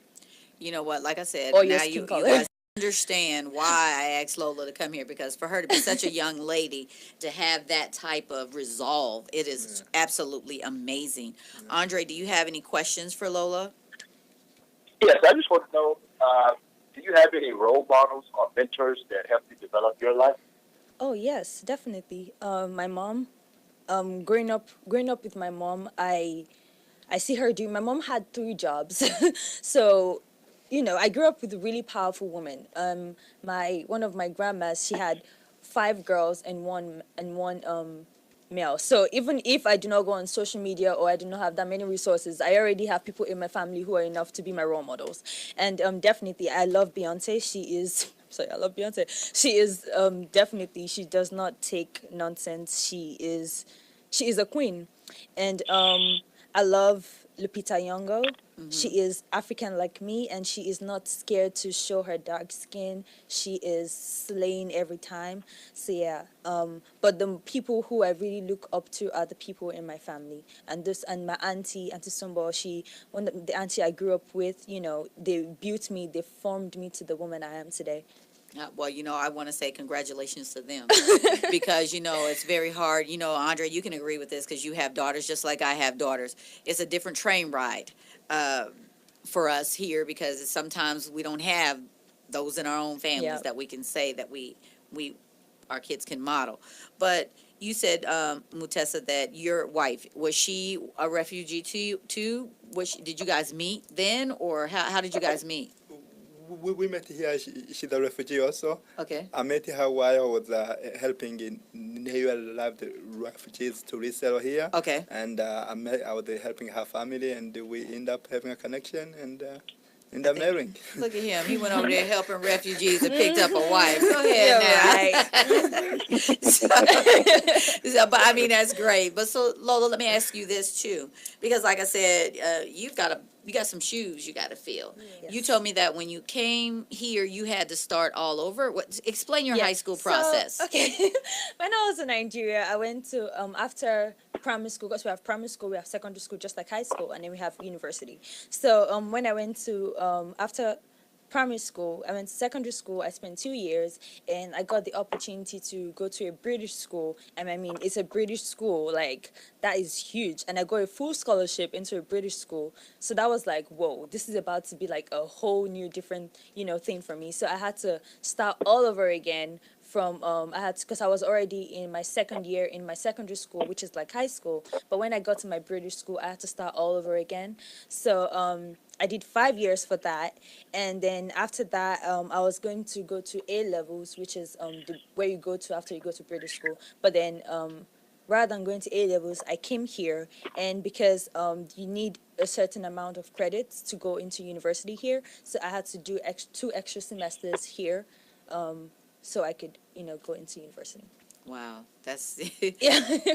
Because she wore me out with the school. In Nigeria, and I think in many African countries, education is you start education really young. I had friends who got into university at the age of like 16. Wow. So yeah. Yeah, yeah. We start education really young there. We don't waste time. Yeah, wow. and you can't, because you got to seize the moment. You got to get into what you have to get into, and I like that because you're empowering. And I hope a lot of my young ladies are listening, and women out there are paying attention. You can be anybody you want to be. Yeah. You got to put those blinders on and not let your color and your gender define what your journey or what way you're going to travel. Now, Mutesa, do you have any daughters? Yes. How many daughters you have? One. Oh, okay. How old is she? She just turned 10. He's in for it, y'all. She's coming. She's got you. She's got it in the palm of her hands. Andre, you're a dad with girls. Oh, yeah. You guys don't stand a chance. So, Andre, do you have any questions or comments you want to make? Yeah, I just want to ask Mufasa the same question. Do you have any role models or mentors that help shape your life? So, in the beginning was my sister's husband. Interestingly, he was a white man. And oh, wow. Yeah, she met him like 3 months coming to the U.S. and he really helped us transition. He was great. So he was like my role model. Historically, my role model is Prophet Muhammad. I converted to Islam about 7 years ago. Okay. So he's my biggest role model so far as historically, but I did not have a lot of role models, live role models. So what I did was read a lot of biographies. Oh, wow. And the autobiographies, and it really, I would tell anybody, if you don't have a role model, read autobiographies and biographies of great people, because you identify with those people. When you don't have somebody in real life you can identify with, reading about great autobiographies and autobiographies of great people who have achieved great things, you start to identify with them. You start fighting like they were. Andre, I don't know if that touched you the way it touched me, but he said he didn't have role models, so he went and found them by reading autobiographies of great people. That is awesome. That is an advice I'm going to take up and tell everybody else, and I'm going to start sharing now, because that is amazing. That you were like, okay, I had my brother-in-law. I didn't even look at the color of his skin, and it was a white man that you had to look up to, and then you said, let me go find, you didn't have anybody alive, so you said, let me look up and read about some folks that I heard about. That's impressive to me. Absolutely. That is really impressive. And I think it also has to do with that mentality that we have, and we should encourage that even if you have limitations, do not let that bring you down. You have to go for it, regardless of what it takes you. Just go for it. You are going to find a way out. To just find to excel. Yes, you are going to have limitations and blocks, but then you can still conquer. There are many ways that you can succeed. Lola, I thank you for saying that, though, because you run into, because young people get a bad rep. Yes. People think that you're not smart. You're out there just hanging and just being reckless and on social media. But you when I met you, I was really impressed, and I told you that when I first met you. Very impressed at who you are as an individual, because I think you're a strong young woman. and the role model that you are setting for your sisters and every other woman that's out here and young girl that's listening. I commend you, and don't stop that. Thank you. Keep your voice. Keep your voice about you, and keep sharing and spreading that love, because I'm really proud of you. Thank and you, I want to ma'am. give a big shout out to Silas Griffin. Thank you so much for tuning in. And Mutesa, Yes. your daughter, she's got some. I mean, she should be. I hope you're telling your history and making sure she understands just her journey and how what you've made for her to have her way. Guys, don't go anywhere. When we come back, we're going to get more into this conversation.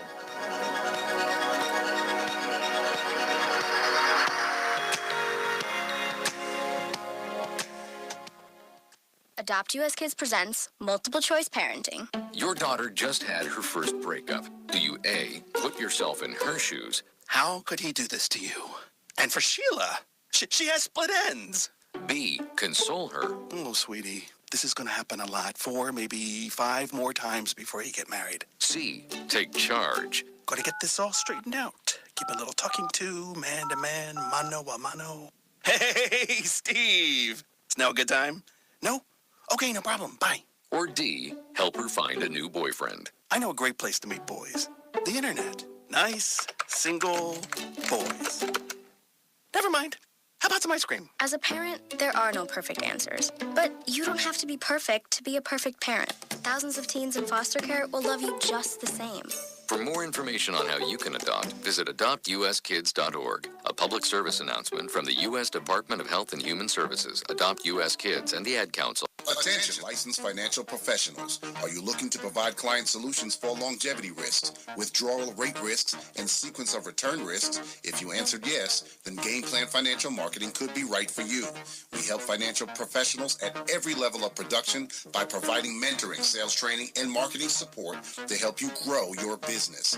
At Game Plan, our top priority is supporting you and helping you reach that next level of success on your terms, not ours. New team members receive a personalized, step-by-step marketing guide to help take your business to the next level. Claim your copy today. Call Brian Cantrell at 404-889-6317. That's 404-889-6317. Offer is intended for licensed insurance professionals only. People been saying to your friend, get a different face, and posting on their feed, they're super ugly. The things they say to them online are cruel and they're not true. So tell your friend, I'll stand up for you.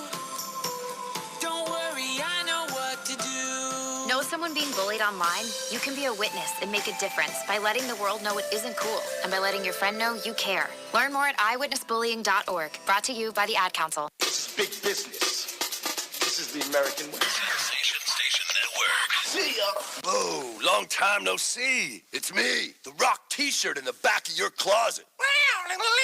Dude, remember? You crowd surfed in me, man. But you haven't worn me in like forever. I get it, you're retired, but I still got some rock left in me. So take me to Goodwill, where I could really make a difference. Your donations to Goodwill create jobs, training programs, and education assistance for people in your community. To find your nearest donation center, go to goodwill.org. Donate stuff. Create jobs. A message from Goodwill and the Ad Council. Welcome back to Destiny Talk Live. Guys, we have been having a great conversation with Lola and Mutesa. They are just totally awesome guests. And I want to give a big shout out to Dawn Heron, Hit Girl. Thank you so much for tuning in. Now, just before the break, we were talking about just the different things that they have encountered, the questions. And I'm still at awe at Mutesa's journey. Andre, I know you probably are still sitting over there like I am, like, wow, this is, we laugh because we get these guys, we get them on the show, and we're not expecting what's going to come out. And I love that piece of it, that we don't have anything rehearsed. But Andre, I don't know if you heard me over the break. The question I wanted to ask them both and give them time to answer, I'm going to ask it, and then if you have something to add to that, we'll put it on there.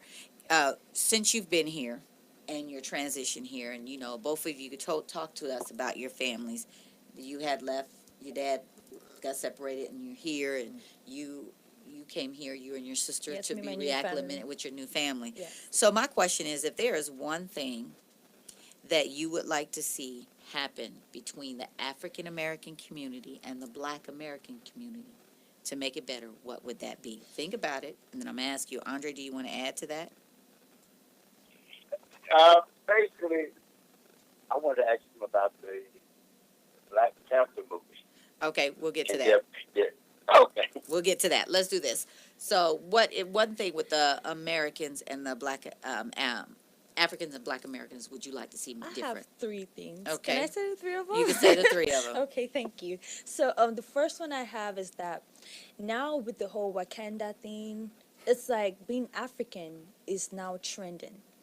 And it's trending, but is it genuine? Like, if you want to be part of the culture, if you want to, celebrate the culture, please do it with knowing the culture, not just because it is trending or because everyone is saying, oh, Wakanda, oh yeah, I'm Black. Like, no, do you actually appreciate the culture? Because before, like 2 years ago, if you say I'm African, like people would be like, oh, you're African, like people would start making like noises and stuff like that. Yeah, you should have a friend talking about that. Like they make like some noises like, oh, like it's like a joke. But now if you say I'm African, people are like, oh, Wakanda forever. You get what I'm saying? Right. So it's like being African is an identity. It's not just something that it should be trending. I love that. And another thing is something that I would say to the Black men. We understand, as a Black woman, we understand your struggle, and we understand that, we're in this together, but we need to understand that as Black women, we also have, like, Mutesa said, Black women, I love the fact that when she asked you about Black women, you said that, yes, they can have their guard up, but you understand why that is, because they have so many things that's going on. I'll just ask for, like, our Black men to appreciate us more, because most of the issues I've had in this country is with Black men. And the third thing I would say is to Africans. Africans need to be more involved in African Americans. Like, yes, we are involved, we know about the culture, but when it comes to things like Black Lives Matter and gun violence, I think we as Africans too should also, be more vocal and also take a stand and tell the government, we see what you're doing to our brothers and sisters, and we do not like it, we do not condone this. So those are 3 things I would like. Man, that's some powerful things. I truly appreciate that. Look, and Mutesa's over here. Yeah, she took all what I was going to say. What about you, Mutesa? What do you have to add? Do you have anything to add to that? She did it great. The only thing I would say, we are to her point, is some Africans, when they come here, they start judging. The African Americans say, well, if I can make something coming with nothing, how can you can't? But that struggle is not the same. Right. Generation after generation, struggle is not the same. So we say to the Africans, stop judging our fellow African Americans. Just see how we can collaborate. See how we can work together. I love that. Work together in collaboration. Yes. So now, Andre wanted to know about the Black Panther movie. What was have you both seen it? Yes, I'm yet to go see it again. Have you seen it, Mutesa? I'm ashamed of being procrastinating. I'm going to take your African card away. His African card has just been revoked on Destiny Talk Live. Lola took your card because he has not seen the movie. So, Andre, we can't answer that question until he sees the movie. Yeah. Go ahead, Mutesa. What? Even though what? Even though I haven't seen the movie, like so many people telling me about it. My friends, the Burundi dramas of Valenta, they were the actors in that movie. Okay. They were actually the people playing the drama. Oh, so, that was fun. Okay. Yeah. So you should have been the first person in line. Right? What? So, Mutesa's homework, guys, is, and I need y'all to check in and make sure he's done this. He needs to see Black Panther before this weekend is over. Yes. All right. I got your number, so I know how to text. You know, make sure you dress up to go see it. Don't just go. So, Lola, we're gonna ignore Mutesa now because he didn't see Black. You can't get your card back until you see the movie. Okay.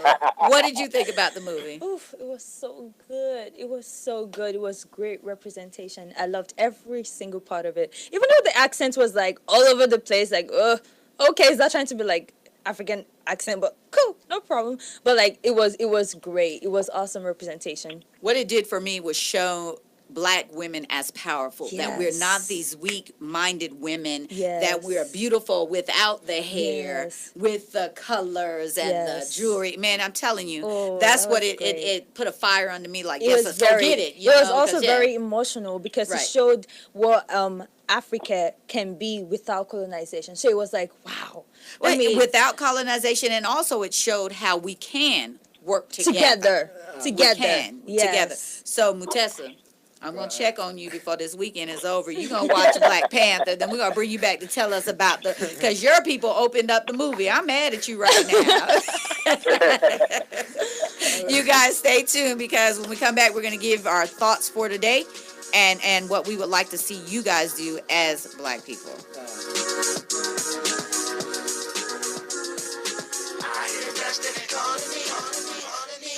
Everybody successful lays a blueprint out. You laid the blueprint out.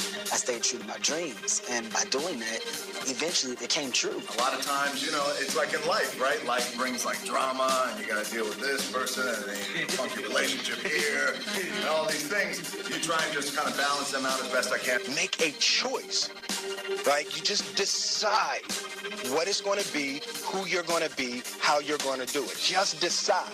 And then from that point, the universe is going to get out your way. Everybody wants to be a beast until it's time to do what real beasts do. Unleash your beast. Write your history. People been saying to your friend, get a different face. And posting on their feed, they're super ugly. The things they say to them online are cruel and they're not true. So tell your friend, I'll stand up for you. Don't worry, I know what to do. Know someone being bullied online? You can be a witness and make a difference by letting the world know it isn't cool and by letting your friend know you care. Learn more at eyewitnessbullying.org. Brought to you by the Ad Council. Adopt US Kids presents Multiple Choice Parenting. Your daughter just had her first breakup. Do you A, put yourself in her shoes? How could he do this to you? And for Sheila, she has split ends.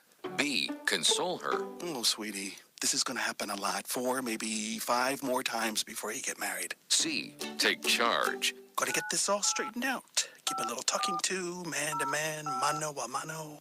Hey, Steve. It's now a good time? No? Okay, no problem. Bye. Or D, help her find a new boyfriend. I know a great place to meet boys.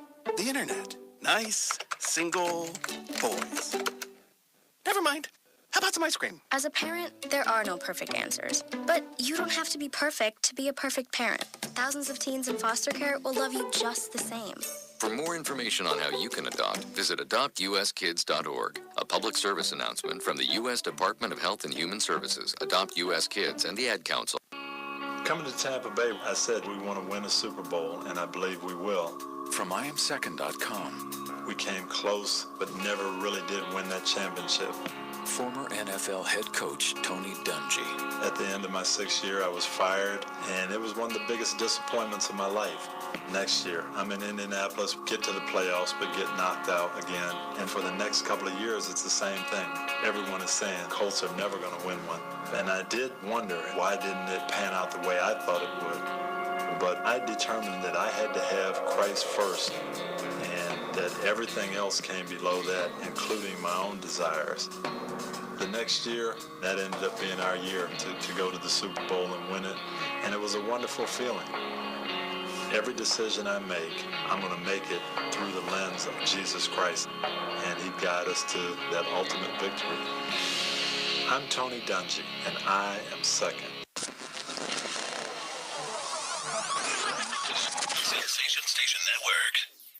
Welcome back to Destiny Talk Live. So Lola, I want you to go ahead and give your shout out to your family. Yes. Okay, so you guys, I have a really big family, okay? So you guys just have to, listen. Do it quick. Okay, so I give a shout out to my family in Nigeria, my Auntie Sumbo, Uncle Zubi, my brother Eden, and not my brother cousin Eden, and Beulah. And I want to give a shout out to my dad, Mama Sita, my 3 lovely sisters, Sophie, Samaria, Suzanne. I love you guys so much, and I do this for you all. Oh, thank you and so my much. grandma. All right, Mutesa. Shout out. You can give your shout out. I want to give the shout out to my family, my wife, and my kids, and my friends, and to Corodine who referred me to this radio experience. Thank you, and to just everybody who went to the same struggle with me in Mukugwa, and everybody who helped me along the journey. Okay, so he said, I'm going to give you a recap on him real quick. Thank you. He was in the village, 4th grade, no running water, no shoes until you came here. And then you told me you were a college graduate. Where'd you graduate from college? Georgia State University. Look, y'all, look. This man said Georgia State. Y'all know it's hard to get in there. And what degree do you hold? Public policy degree with a concentration in non-profit management and some real estate. See, y'all can't mess with him. And then he said something off the air. I want you to tell us why you didn't have to watch the Black Panther. What was it? You didn't have to watch the Black Panther because of what? Because I am the Black Panther. You did not just say that. Lola, give him his card back. Okay, fine. You can have mine too. There you go. You guys, it has been an awesome show here with these two. And we had Michael, but he had to step out. And I want to say shout out to Michael Henderson and Sky Reed. Thank you so much for tuning in. You know, Mutesa, you're the bomb. I mean, man, you came from a rough journey and you came here slated, got a degree, and you're a real estate agent. You're doing your thing. I am so proud of you. Thank you. And now that you informed us, you don't have to watch the movie because you are the Black Panther. We good with that. And Lola, I want you to stay strong, young ladies. Keep spreading that word. Thank you. Keep putting that positive energy into your sisters and anyone else that you come in contact with. And guys, I want our Black community to embrace our African brothers and sisters, learn more about their culture, what they do, and let's see together how we can work together to make change, bring about change, and combat this ugly thing called racism. I love you guys. Thank you so much for tuning in. This is your girl, Cherry G, and my co-host, Andre Tate. You have a good one, guys.